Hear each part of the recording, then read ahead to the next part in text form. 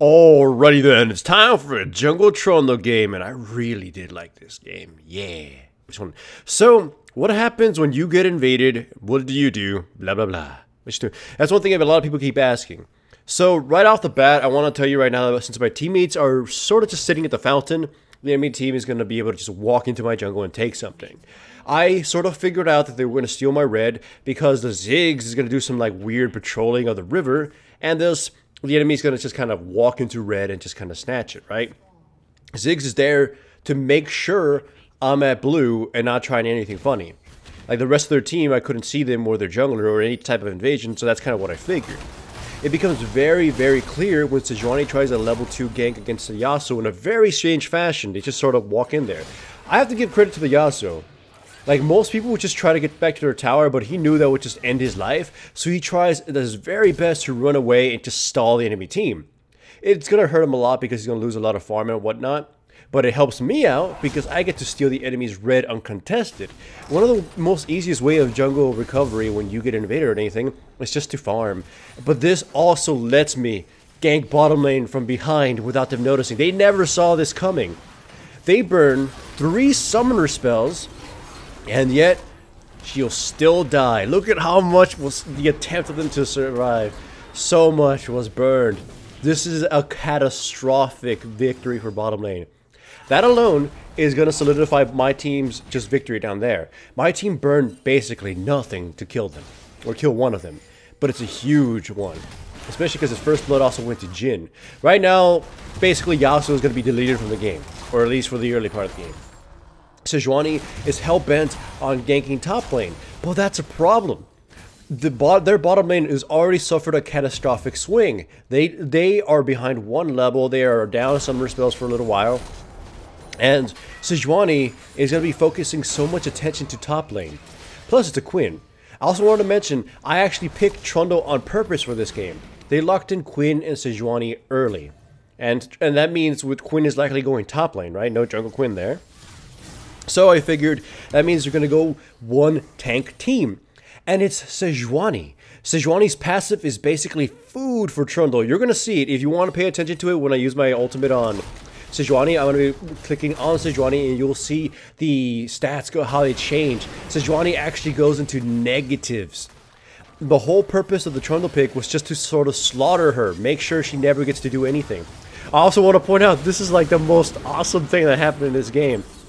Jhin uses his ultimate and guns down the Ziggs, and then like Ziggs gets a choice kill, but like, it just bounces over him. It's like, oh, I love that. But because of that, bottom lane is just buried. They have no chance to do anything, which allows me to just waltz into the jungle and start controlling it.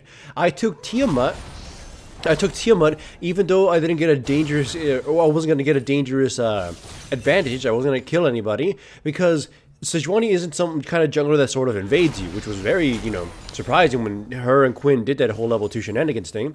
So the whole idea with the Tiamat is just to farm and control and be fast. Also, just a little tidbit for a lot of people, Trundle and Yasuo actually make a good combo because Trundle's wall actually does a mini knockup. So the Yasuo is fast, which right there he kind of couldn't do it because he got, mini stunned. Right now when I get the Krugs, I'll go back to top lane. My mid lane is dominating everything, but look at this. Not a lot of people sort of realize this, but if you use Trundle's wall and the Yasuo's fast enough, it causes he can use his ultimate. So just a really good combo. And because of that, that's also another reason I can't Trundle, because it's really cool. So right now, we're absolutely dominating, controlling the entire map, and it really was caused by Sejuani's really odd level 2 shenanigans. Because of her pure focus on top lane, I got to run around bottom lane, I got to sneak behind and kill it, and then get objectives. I cannot stress how, again, I'm not even going to say that the enemy's players are really weak or bad, or that the Sejuani is a bad player. It's just she took a super gamble, and it wasn't well executed, or at least completely well thought out. Their bottom lane did not protect the entrance, or they didn't think I was going to try to steal their red, because the amount of time they sort of committed to, chasing Yasuo around made it so easy for me to just kind of walk in there and take it. And then I was able to gank bottom lane from behind. If they had just placed a single ward, if he had advised Ziggs to keep an eye on that little entrance there when he, Sejuani ganked, or for them just to keep their red buff in mind, none of that would have happened. But because that happened, bottom lane was absolutely demolished. And there you go, I got to use my ultimate on the Sejuani when she popped that thing. I still take a huge ass beating, but you know, I come out of that alive thanks to my flash, and it allows Yasuo to recover top lane. All the shenanigans, all that stuff that happened, Yasuo is fully back into the game. The best part about this whole thing is Yasuo was raging, I don't got a jungler, blah blah blah. And now, after that, he's like, hey Trundle, sorry man, I'm sorry for tilting. And Yasuo apologized to me. That's like amazing, right?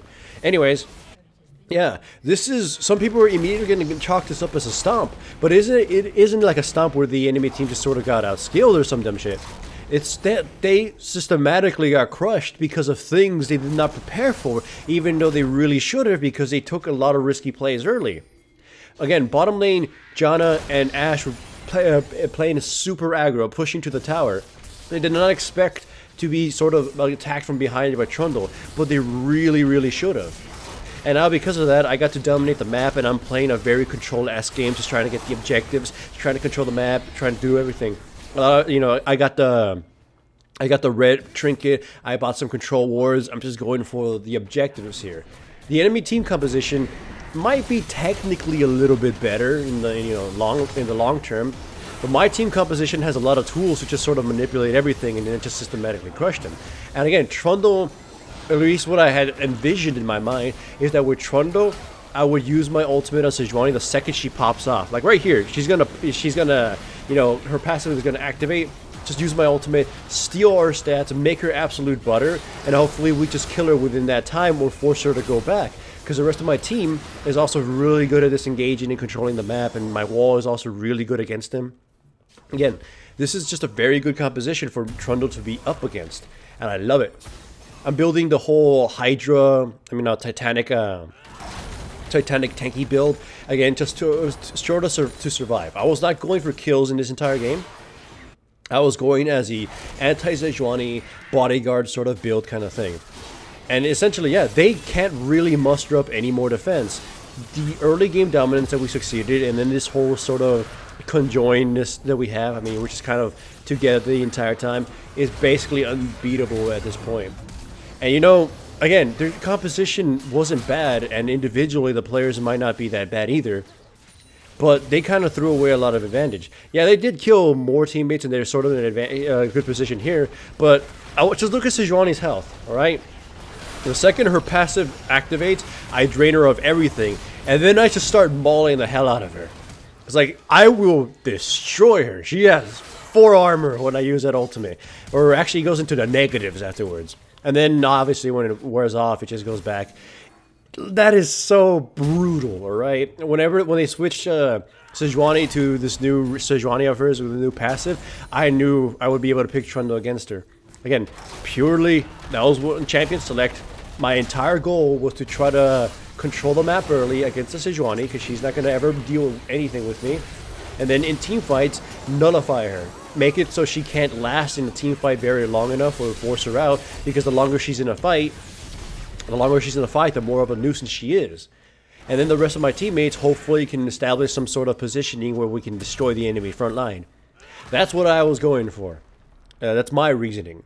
And you can see the goal difference is super massive right now. It's ridiculous. Or at least individually on the right champions. Yasuo's recovered even though he's 3-3. 3-3. My mid lane is, you know, dominating. My score is really good actually. 205 with all this farm. And their queen is about their most dangerous character, where she keeps being suicidal. Again, Sejuani, the second she gets tagged, I use my ultimate on her. And look at her resistances. They get down to nothing. And then she melts. She literally cannot do anything. And afterwards, after Sejuani dies, before actually getting off any of her, you know, slows or stuns or anything, the rest of the team just falls apart. They are a one-tank team. And Trundle, that is where he excels the de facto most. Plus, Trundle's just kind of a really godly jungler in terms of jungle. You know, regardless of whatever meta is. So as long as you know how to play him, you'll be able to navigate through the map and, you know, be really hard to kill in general. And again, this build is just made to not die. The next item I was working towards was a Dead Man's Plate, and I was, some people would argue, some people would assume I would go Black Cleaver because that's kind of the cheesy build I've been doing on everybody.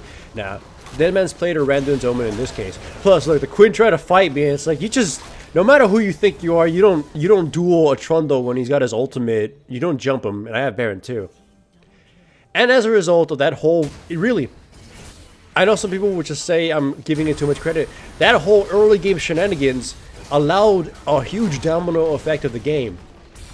Bottom lane got destroyed. So the top lane, the jungler didn't ever really help them until a point where it was really not effective.